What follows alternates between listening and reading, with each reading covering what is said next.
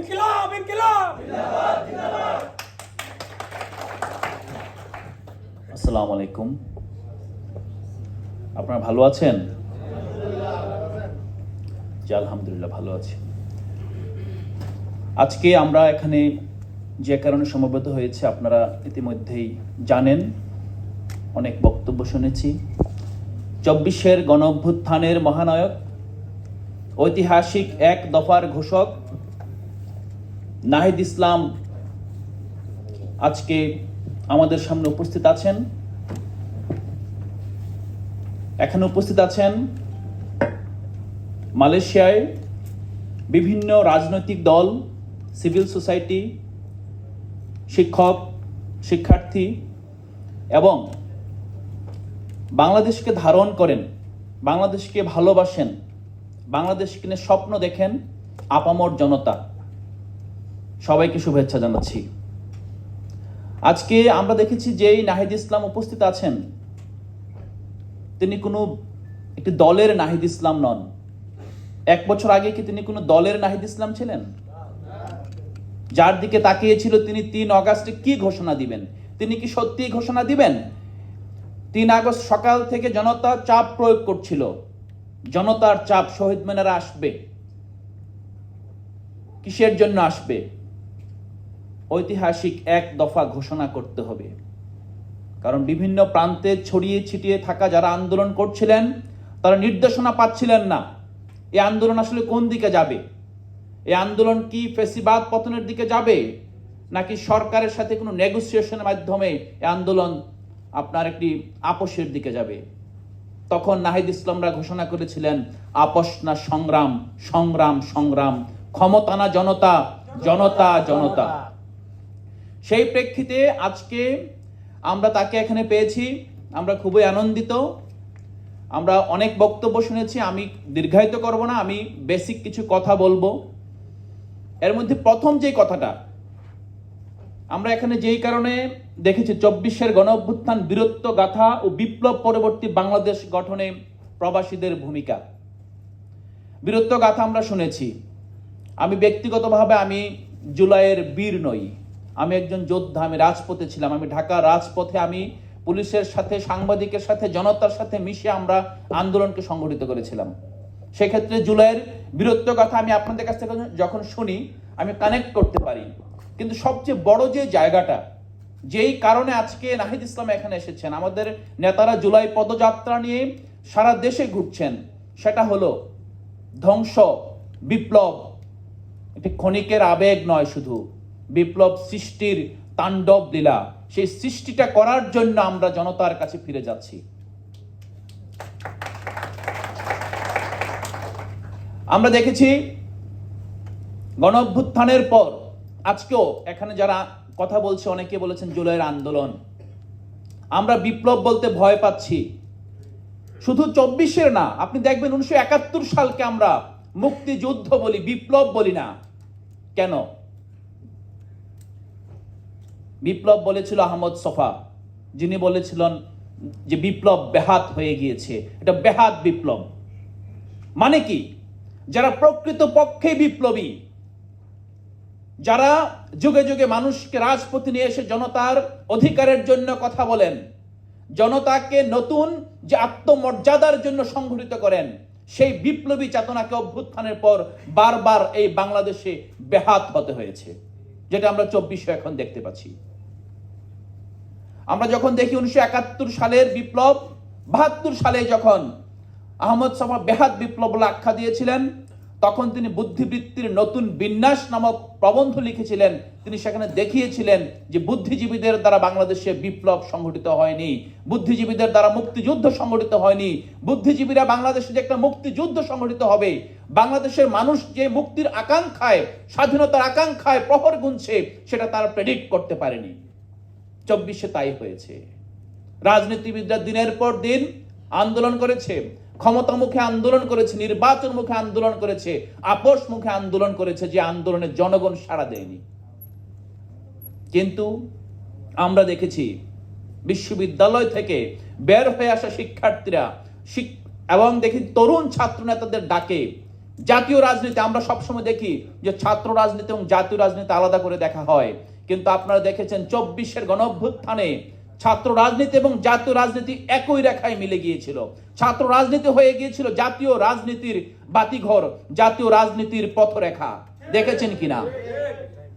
সেই প্রেক্ষিতে আমরা আজকে বলতে চাই, এনসিপি গঠিত হয়েছে এমন একটি সময়ে, যেই সময়ে বিপ্লবের 6 মাস পর আমরা দেখেছি যে রাষ্ট্র ধীরে ধীরে আবার পুরনো বন্দোবস্তের দিকে, পুরনো যে ফ্যাসিবাদী কাঠামো সেদিকে ঝুঁকে পড়ছে। রাষ্ট্রের যে অর্গানগুলো, রাষ্ট্রের যে প্রতিষ্ঠানগুলো, তারা অভ্যুত্থানের চেতনা ভুলে, তারা জুলাইয়ের শহীদদের চেতনা ভুলে, তারা আহতদের যাতনা ভুলে, তারা অতীতের যে ব্যবস্থা, যে ফ্যাসিবাদী ব্যবস্থা, যে ফ্যাসিবাদী কালচার, সেই কালচারের দিকে তারা ঝুঁকে গিয়েছে। সেই প্রেক্ষিতে এনসিপির জন্ম হয়েছে। এনসিপির প্রধান যে দাবি, আমরা বলছি যে এটা একটা সেকেন্ড রিপাবলিক। আপনারা যেটা বলছেন দ্বিতীয় স্বাধীনতা, স্বাধীনতার মানে কি? বাংলাদেশ কুক্ষিগত হয়েছিল। বাংলাদেশের স্বাধীনতা একটি পরাশক্তি, একটি বিদেশি শক্তির হাতে আপনার জিম্মি হয়ে পড়েছিল, ঠিক কিনা? আমরা যখন ফেসিবাদকে দাঁড়িয়েছি, আমরা শুধুমাত্র লোকাল যেই আপনার অপশক্তি তার বিরুদ্ধে যুদ্ধ করিনি, আমরা এখানে একটা আঞ্চলিক অপশক্তির বিরুদ্ধে যুদ্ধ করেছি। সেই প্রেক্ষিতে এটা ছিল সত্যিকার অর্থে দ্বিতীয় স্বাধীনতা। আপনারা দেখেছেন 24-এর 7 জানুয়ারি যখন একটি পাতানো নির্বাচন হয়, আমি ডামি নির্বাচন হয়, নির্বাচনের 1 সপ্তাহ আগে ফেসিবাদী শেখ হাসিনা ইন্ডিয়া ভ্রমণ করেছিল। আবার নির্বাচনের পর প্রথম আবার ইন্ডিয়াতে গিয়েছে। পৃথিবীতে এমন কোন ঘটনা কখনোই ঘটে নেই, একটি দেশের রাষ্ট্রপ্রধান নির্বাচনের আগে দাসখত দিয়ে আসে, নির্বাচনের পরে গিয়ে সেই দাসখত বাস্তবায়নের প্রতিশ্রুতি দিয়ে আসে। দেখেছেন কিনা? আমরা যখন আজকে কথা বলছি, আজকে যখন আমরা জুলাইকে জাগ্রত রাখতে চাচ্ছি, কি সে জুলাই? জুলাই সত্যিকার অর্থে দ্বিতীয় স্বাধীনতা এনেছে আমাদের জীবনে, কিন্তু দুর্ভাগ্যজনকভাবে আমরা আমাদের যে সহযোদ্ধারা তাদের একাংশ জুলাইকে আবার পুরনো বন্দোবস্তের কোলে সঁপে দিয়েছে। সেই প্রেক্ষিতে আমরা যে দাবি করছি নতুন সংবিধান, আপনারা আবার দেখেন, আমি আবারও 72-এ ফিরে যাব এবং আমি নজির দিচ্ছি যে 72-এই বলা হয়েছে বিপ্লব ব্যাহত হয়েছে। যেই মুক্তিযোদ্ধারা যুদ্ধ করেছে, 10 এপ্রিল যে ঘোষণা হয়েছিল সাম্য, মানবিক মর্যাদা ও ইনসাফের বাংলাদেশ হবে, এই 3টা মূলনীতির ভিত্তিতে নতুন বাংলাদেশ হবে। আমরা দেখেছি 72-এ এসে যখন মুজিববাদীরা বাংলাদেশে প্রবেশ করে, তখন আপনারা আরেকটা বিষয় জানেন, বিএলএফ যেটা মুজিব বাহিনী নামে পরিচিত, তারা আপনার রয়ের দ্বারা ট্রেন ছিল, তারা বাংলাদেশে মুক্তিযুদ্ধ করেনি। বাংলাদেশে যারা মুক্তিযুদ্ধ করেছে স্বাধীনতার পর, তাদেরকে ক্যান্টনমেন্টে পাঠিয়ে দেওয়া হয়েছে, তাদেরকে গ্রামে গঞ্জে পাঠিয়ে দেওয়া হয়েছে, তাদেরকে বিপ্লবী রাজনীতি করতে বাধ্য করা হয়েছে।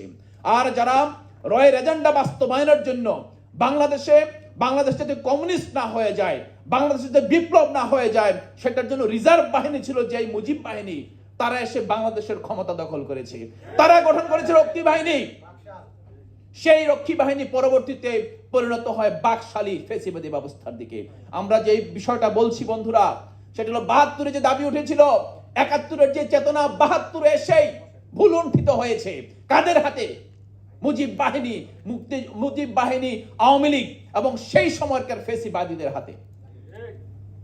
আমরা যেই বর্তমান বাস্তবতা দাঁড়িয়ে আছি, আমরা 1971 সালের মুক্তিযুদ্ধের পর যেই কারণে মুক্তিযুদ্ধকে বিপ্লবী রূপান্তর করতে পারেনি, 2024 সালের বিপ্লবের পর আমরা দেখেছি সেই বিপ্লবকে গণ অভ্যুত্থান, গণ আন্দোলন এবং ষড়যন্ত্রকারীদের ভাষায় মবে রূপান্তর করা হচ্ছে। আমরা স্পষ্ট প্রতিবাদ জানিয়ে রাখলাম, যত্রতত্র আমরা মব ব্যবহার করব না। আমরা সত্যিকার অর্থে জনরোষ এবং মবের মধ্যে তফাৎ করতে হবে। কারণ এই গণঅভ্যুত্থান ঘটনা ঘটার পর দিন থেকে যারা এই গণঅভ্যুত্থানকে প্রশ্নবিদ্ধ করার চেষ্টা করেছে, তারা 5 আগস্টের দিন থেকে বলছে এটা একটা মবক্রেসি, এটা মবতন্ত্র হয়েছে, এখানে বিপ্লব হয়নি, এখানে ইসলামিস্টরা ক্ষমতা দখল করেছে, তারা ডক্টর মোহাম্মদ ইউনূসকে ঢাল হিসেবে ব্যবহার করেছে, ঠিক কিনা? সেই প্রেক্ষিতে আমরা যেই জায়গায় এসে দাঁড়িয়েছি, 71 ব্যর্থ হয়েছিল বলেই 53 বছর ধরে বাংলাদেশের মানুষ, এই প্রবাসে থাকা, গার্মেন্টসে চাকরি করা কৃষক, খেতে খামারে চাষ করা কৃষক, কলকারখানার শ্রমিক, তারা কখনোই বাংলাদেশ রাষ্ট্রে তাদের হিস্সা পায়নি। আপনারা জানেন ৭১-এর মুক্তিযুদ্ধের যে তাত্ত্বিক ভিত্তি, সেই ভিত্তিটাই ছিল বৈষম্য। তখন ঢাকা বিশ্ববিদ্যালয়ের অধ্যাপকরা কলম্বিয়া বিশ্ববিদ্যালয় থেকে জার্নালে লিখেছিল যে এক দেশ দুই অর্থনীতি, তার মানে এক পাকিস্তান, পূর্ব পাকিস্তান একটা অর্থনীতি, পশ্চিম পাকিস্তান আরেকটা অর্থনীতি। এই দ্বৈত অর্থনীতির প্রথা, দ্বৈত অর্থনীতির যে বৈষম্য, সেই বৈষম্যটাকে পুঁজি করে, বৈষম্যটাকে সামনে এনে আমরা ৭১-এর মুক্তিযুদ্ধের ভিত্তি রচনা করেছিলাম। ২০২৪ সালে আমরা কি দেখেছি? একই দেশ, একই নাগরিক, কিন্তু ৭১-এর মুক্তিযুদ্ধের চেতনার কথা বলে, মুক্তিযুদ্ধের কোটা, যে মুক্তিযোদ্ধাদের সংখ্যা এখন বারবার সরকার আসে সরকার যায়, সংখ্যা পরিবর্তন হয়, নাম যোগ হয়, নাম কাটা পড়ে। এই অবস্থায় যখন সুযোগের সমতা, যেটা আমাদের সংবিধানে স্বীকৃত ছিল, যে সংবিধান আমরা ছুড়ে ফেলে দিয়েছি, সেই সংবিধানও কিন্তু সুযোগের সমতার কথা ছিল। আমরা দেখেছি যে কিভাবে সংবিধানের সুযোগের সমতা এক লাইনে বলা হয়, দ্বিতীয় লাইনে আবার এখানে একটা আপনার রিজার্ভ রাখা হয় যে এই প্রেক্ষিতে সুযোগকে, সমতাকে আপনার স্যাক্রিফাইস করা হবে। আমরা দেখেছি সংবিধান গণতন্ত্রের কথা বলে, কিন্তু সংবিধানকে গণতন্ত্র দিতে পেরেছে? সংবিধান নির্বাচনের কথা বলে, নির্বাচন কমিশনের স্বাধীনতা বলে, তাহলে আমরা ৩টা নির্বাচন কেন এই সংবিধানের অধীনে স্বাধীনভাবে হলো না? এই প্রশ্ন তো আমরা করতেই পারি। সেই প্রেক্ষিতে আমরা দেখেছি ৭১-এর পর যেই ভুলের কারণে আমাদের পূর্বপুরুষদের রক্ত, আমাদের শহীদদের যে অর্জন, শহীদদের যে স্যাক্রিফাইস, সেটাকে আমরা ঘরে তুলতে পারিনি। ৫০ বছর পরে এসে আমাদেরকে রক্ত দিতে হয়, আমাদেরকে রাজপথে নামতে হয়। সেই যে ভুল, ঐতিহাসিক ভুল থেকে আমরা শিক্ষা নিয়েছি। ২৪-এর পরে আপনাদের সাথে নিয়ে আমরা সেই ভুল হতে দিতে পারি না। পৃথিবীতে যতগুলো দেশ স্বাধীন হয়েছে, French revolution, Russian revolution, Chinese revolution, Cuban revolution, সবাই তাদের বিপ্লবকে, স্বাধীনতা অর্জনকে বিপ্লবে রূপান্তর করেছে। কিন্তু আমরা এখনো বিপ্লব, যেই গঠনতান্ত্রিক যে পরিবর্তন, আমূল পরিবর্তন, সেই পরিবর্তনের কথা আমাদের বলতেই আমাদের যে এস্টাবলিশমেন্ট আছে, আমাদের যে লুটেরা শ্রেণী আছে, আমাদের যারা ক্ষমতার সাথে যুক্ত হয়ে বাংলাদেশের মানুষকে জিম্মি করে রাখে, তারা জনগণকে ভয় দেখায়। বিপ্লব মানে বাংলাদেশ বামপন্থী হয়ে যাবে, বিপ্লব মানে জঙ্গিবাদী হয়ে যাবে। তাই এই জায়গা থেকে আমরা বলতে চাই, ২৪-এর গণঅভ্যুত্থানকে আমরা বিপ্লবে রূপান্তর করব। ২৪-এর গণঅভ্যুত্থানকে আমরা গণতান্ত্রিক বিপ্লবে রূপান্তর করব। সেই প্রেক্ষিতে আমরা আমাদের নেতার নেতৃত্বে দায়িত্বশীল আচরণ করে যাচ্ছি। আমরা সব সময় বলছি বিপ্লব হবে, বিপ্লবী পরিবর্তন হবে, কিন্তু বাংলাদেশের বিদ্যমান যে ব্যবস্থা আছে, জাতীয় ঐক্য প্রচেষ্টা যে জারি আছে, সেখানে আমরা সবসময় টেবিলে বসেছি, সবসময় আমরা টেবিলে ছাড় দিয়ে এসেছি। আমরা মনে করি আমাদের সন্তান, আমাদের জীবন, আমাদের যে ভবিষ্যৎ, একটা দিন চলে যাবে, আমরা সেই দিনকে ফিরিয়ে আনতে পারবো না। তাই আমরা দায়িত্বশীলভাবে গণতান্ত্রিক ব্যবস্থার মধ্য থেকে এই রাষ্ট্রকে ট্রান্সফর্ম করার জন্য, রূপান্তরের জন্য কাজ করে যাব। এনসিপি গঠিত হয়েছে, আপনারা অনেকেই বলছেন এই নির্বাচন কোয়ালিশন হবে, এই নির্বাচন আমরা কয়টা সিট পাবো, ৩০০ আসন দিতে পারবো কি পারবো না। আপনাদেরকে স্পষ্ট করে বলি, এনসিপি ২৬ সালে নির্বাচনের জন্য রাজনীতি করতে আসে নাই। এনসিপি রাজনীতি করতে এসেছে যেই রাজনৈতিক দল, যেই বিপ্লবীরা বছর পর বছর থেকে আপনারা বিভিন্ন দেশে দেখেছেন, পাহাড় পর্বত বনে জঙ্গলে বসবাস করে বিপ্লবী চেতনা নিয়ে একটি দেশে বিপ্লব সংগঠিত করে।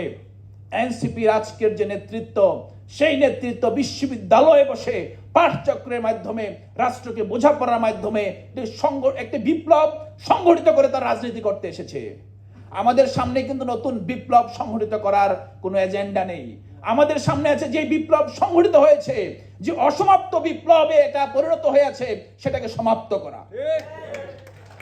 সেই প্রেক্ষিতে আজকে যারা এখানে যুক্ত হয়েছেন, অনেক উপস্থিতি নিয়ে কথা বলছেন, আমরা সব সময় বলবো প্রতিটি বড় কাজ শুরু হয় সলিড বেস থেকে। আমরা অনেক বেশি মানুষ, অনেক বেশি সংখ্যায় বিশ্বাসী না।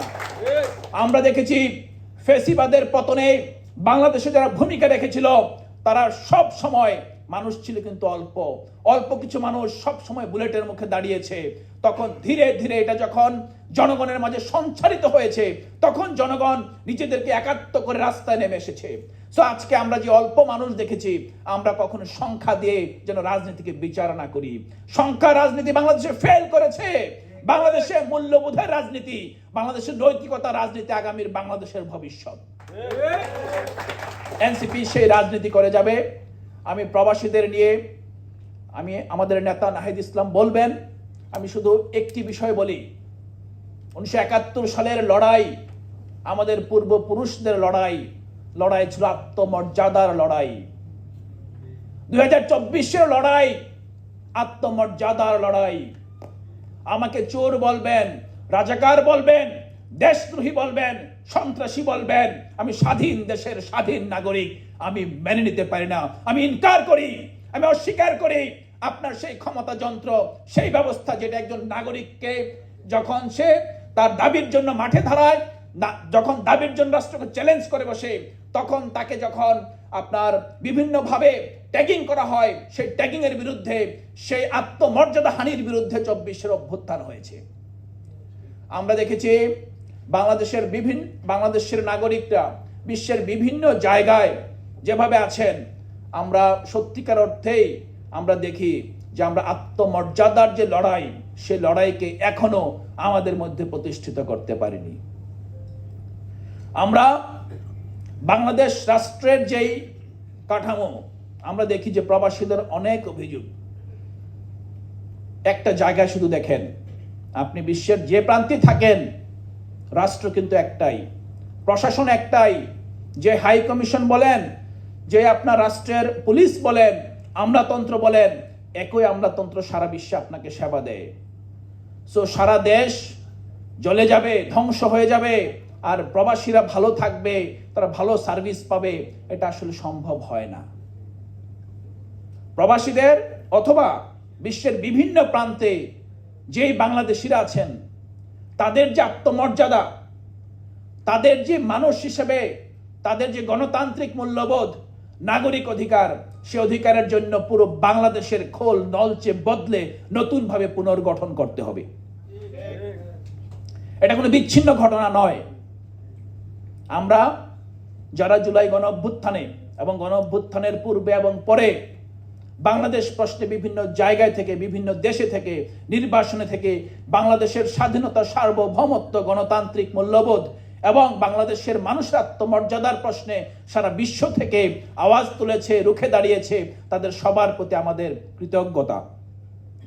আমরা নতুন বাংলাদেশে প্রবাসীদের প্রবাসী হিসেবে দেখতে চাই না। আমরা প্রবাসীদের মেইনল্যান্ডে যারা বসবাস করে, মেইনল্যান্ডে বসবাস করার যাদের, আমি সেটা বলবো সুযোগ না, এটা তাদের একটা প্রিভিলেজ আছে, সেই প্রিভিলেজটা যাতে প্রবাসীরা পায়, পূর্ণ নাগরিক মর্যাদা পায় সর্বক্ষেত্রে, সেটার জন্য আমরা সচেতন। আমরা আজকে আরেকটি বিষয় বলবো যে বাংলাদেশিদের সারা বিশ্বে তারা যেভাবে নাগরিক অধিকার চাচ্ছেন, একই সাথে আমাদের নাগরিক দায়িত্বের ব্যাপারটা অনুভব করতে হবে। বহির্বিশ্বে আমরা যখন জাতি হিসেবে নিজেদেরকে নিজেদের মতো করে সংহত করতে পারবো, যেটা আমাদের রোহিঙ্গা ভাই সাদিক ভাই বললেন, তারা বাংলাদেশকে ধারণ করেন। পৃথিবীর বুকে বাংলা ভাষাভাষীর জন্য রাষ্ট্র একটাই আছে। যদি বাংলাকে বাঁচিয়ে রাখতে চান, বাংলার সংস্কৃতিকে বাঁচিয়ে রাখতে চান, বাংলার জনগণ, বাংলার যেই আপনার সারা বিশ্বে আত্মপরিচয় নিয়ে আপনি দাঁড়াতে চান, তাহলে সারা বিশ্বের বাংলা ভাষাভাষী মানুষের প্রতি আমাদের সহমর্মিতা লাগবে, সমবেদনা লাগবে। তাদেরকে আমরা একই জাতিসত্তার বিভিন্ন দেশে বসবাস করলেও জাতিসত্তার অধীনে গণতান্ত্রিক মূল্যবোধ নিয়ে, ভ্রাতৃত্বের মূল্যবোধ নিয়ে তাদেরকে ধারণ করতে হবে। বিদেশে এসে আমরা যাতে সেই বিষয়টা না ভুলে যাই, আমি অনুরোধ করব। এবং আমরা এখানে যারা উপস্থিত আছেন সবাইকে ধন্যবাদ জানাচ্ছি। এনসিপি ডায়াসপোরা অ্যালায়েন্সের যারা আয়োজন করেছেন তাদেরকেও ধন্যবাদ জানাচ্ছি। বাট আমি আপনাকে শেষ যে কথাটা বলবো, যদিও এটা এনসিপি ডায়াসপোরা অ্যালায়েন্সের ব্যানারে আয়োজন করা হয়েছে, সময়ের স্বল্পতার কারণে আমরা নাগরিক ব্যানারে নাহিদ ইসলামকে সংবর্ধনা দিতে পারি নাই। এটা আমাদের একটা দুর্বলতা, আমাদের একটা ব্যর্থতা, সেটার জন্য আমাদের ক্ষমা করবেন। আমি আর কথা বাড়াচ্ছি না, আমি সবাইকে ধন্যবাদ জানাচ্ছি।